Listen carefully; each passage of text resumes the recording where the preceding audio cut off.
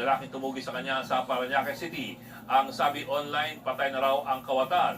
Pero eksklusibo siya nakausap ng News 5 at buhay na buhay. Narito report.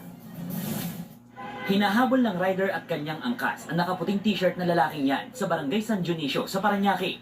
Ang lalaki, isa raw shoplifter sa isang convenience store. Nang maabutan sa bangketa, agad bumaba ang nakaitim na polo. Saka hinedlock ang lalaki. Rumesback pa nga ang isang rider na naka-helmet. Saka nakihawak sa braso ng lalaki. Sinubukang pumiglas ng kawatan, pero panay ang headlock sa kanya. Hanggang sa nahimatay siya. Saka ginapos. Ang video na yan, viral sa social media. Samot-saring post ang nagsabing namatay sa headlock ang umano'y magnanakaw.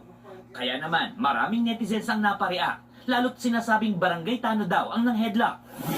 Pero nang puntahan ng News 5 ang pinangyarihan, nalaman namin ang totoong kwento. Ayon sa barangay San Dionisio, ang video ay kuha noon pang July 6, 2024 at naareglo na yan. Hindi totoong tanod ang nang-headlock. At bagamat totoong notorious na shoplifter ang nakaputing lalaki sa video, hindi daw totoong namatay siya. Dahil eto na nga, buhay na buhay siya at eksklusibo pang nakausap ng News 5. Ako po yung nag-viral na video na sinakal.